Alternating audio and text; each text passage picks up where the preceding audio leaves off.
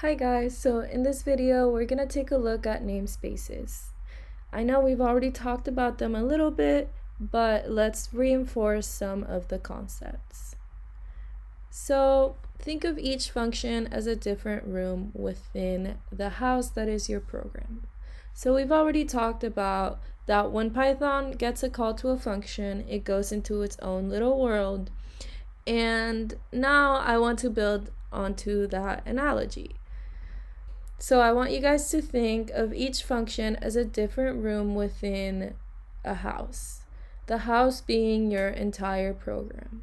So if we look down here, this could be my entire program, and this function is one room, and the main program, which is everything outside of the function, is its own room also. So when you call a function, Python goes from the room you're in. Let's say we're in the main part of the code, which is our living room, and we call the function. When we do that, Python goes into the separate room and it executes whatever code is in here. Keep in mind that if you have arguments, that's you telling Python to take some objects from, let's say, your living room and taking them into that other room where your function is. Let's say adder is the kitchen. Okay, so here when we call the function adder and we tell it take in kh, because it has two arguments, we're telling Python, hey, take these two things from the living room and take them to the kitchen so you can use them to do whatever you need to do, right? So that's how you can use things from outside of the kitchen or outside of your function, is by taking them in as arguments. Now also keep in mind that unless inside of your function you return something, Python is going to come back to your kitchen, to your living room or whatever other room. It's going to come back empty-handed unless you return whatever object you create inside of that other room. Okay, so everything that is created in a different room, you don't have access to unless you return the items. Return statements are basically you telling Python to bring back the things it makes in that other room. So let's take a look at this whole analogy with some code. Okay, so as I said, we have this function called adder, and it takes in x and y, and then it creates an object c that is just x plus y, and then we're gonna print c inside of our function. Okay, so now outside of our function in our main code, we're gonna say k is equal to 9, h is equal to 8, c is equal to the call of the function adder. So we're gonna call adder and we're gonna say x is equal to k and y is equal to h. And then inside of here, when we do that, Python is gonna take 9 plus 8 and it's gonna set it equal to c, and then we're gonna print c. So when we run this, we got 17 because we printed it inside of our function. Okay, now we didn't return anything in this instance. So as we said, we didn't return anything in this function, right? We just printed something. So now if we try to print outside of the function back in our living room, Python didn't bring anything back from the function. It only printed it because we didn't tell it to return. So now if we try to print C outside of the kitchen in the living room, it's gonna tell us that it doesn't really exist. So now if we wanted this print statement outside of the function to work, we would have to return C. And now if we do this, you can see that it does work, because now this is telling Python, hey, whenever you make C inside of the kitchen, bring it back to the living room, okay? And so now we can use it here. So that's pretty much the analogy I want you guys to think about.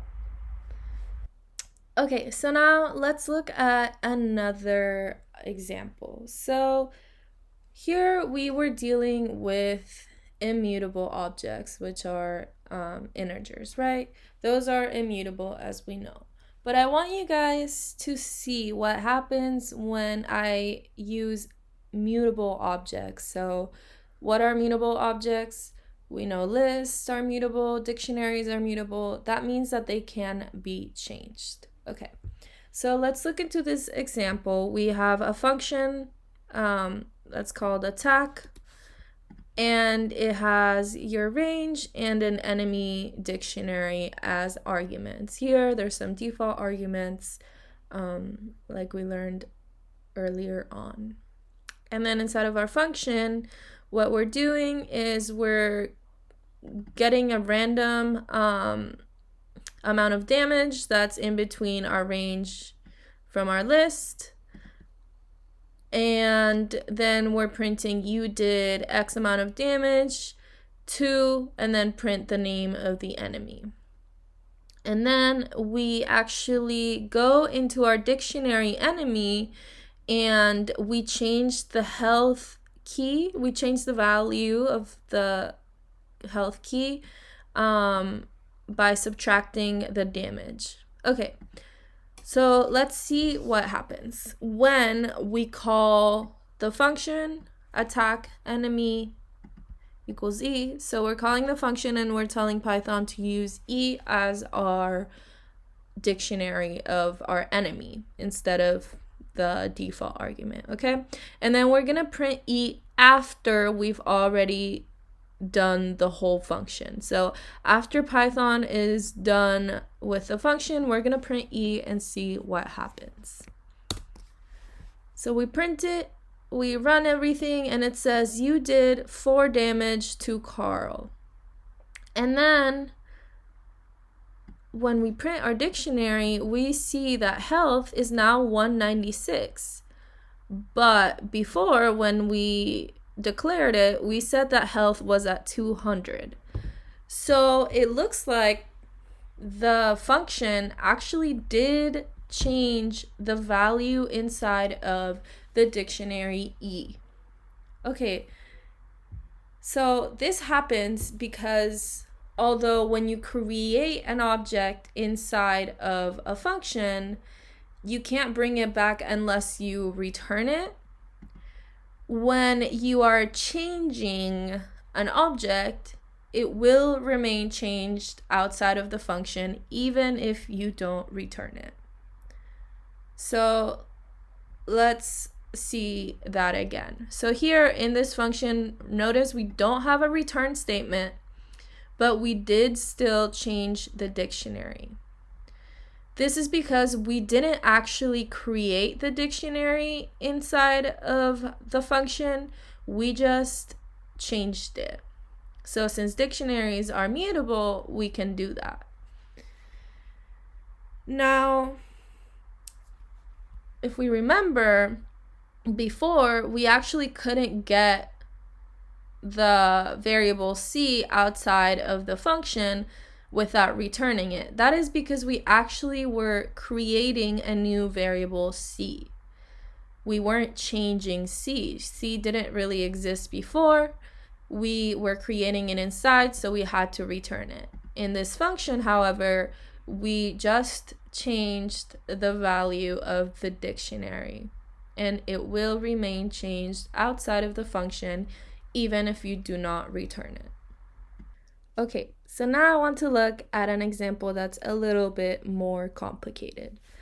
It's pretty similar, but let's see. So we still have import random, so we can get a random damage amount, and then we're gonna print you did X amount of damage to the name of your enemy, and then we're gonna subtract the damage from their health. But now we have the added variable xp, and we're gonna add 1 to xp every time, and then we're gonna print what that value is as well.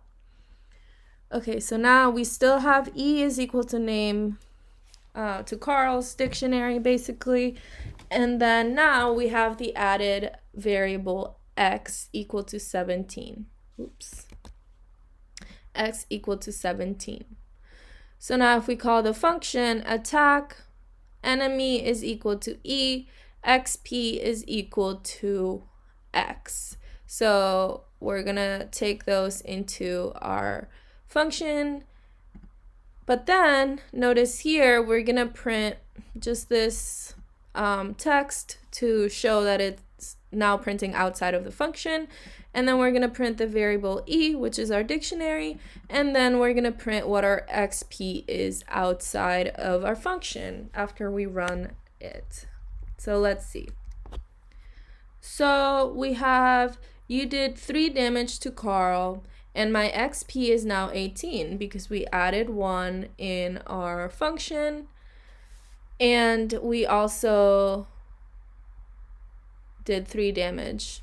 Okay, so now if we go outside of our function and we print our dictionary, we see that health actually did go down by 3 points. But then we see outside XP is 17. So here we see that a mutable object such as a dictionary actually does get changed throughout our whole program when it's changed inside of a function, even if it's not returned, whereas an immutable object doesn't get changed in our whole program unless it is returned.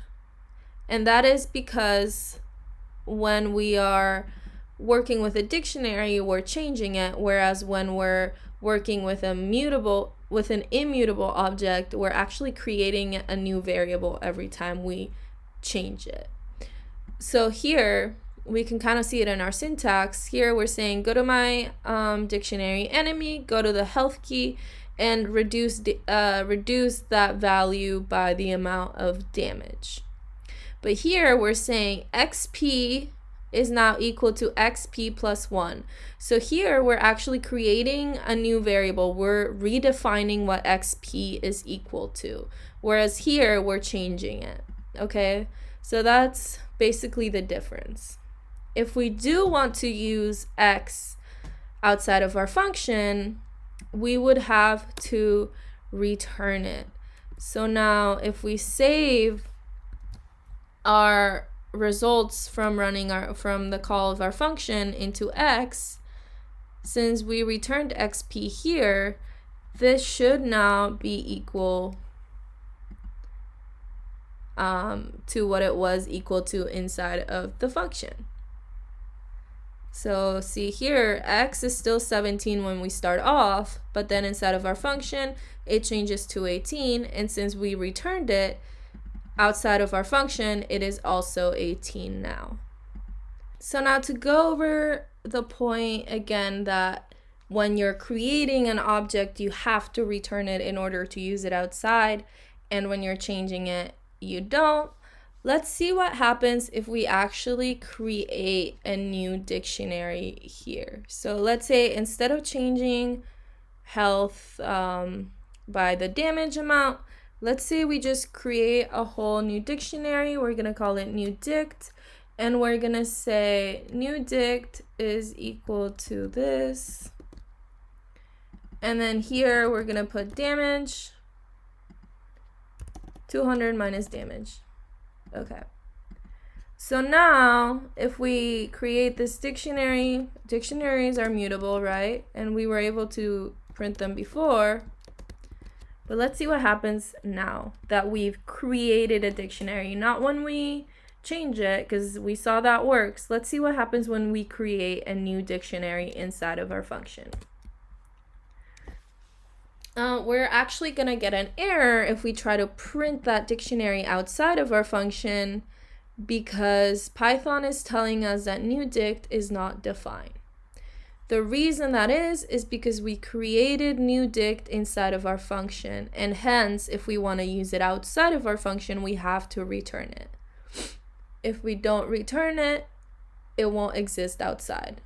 But when we just changed our dictionary, we were able to simply print it outside of our function without having to return it.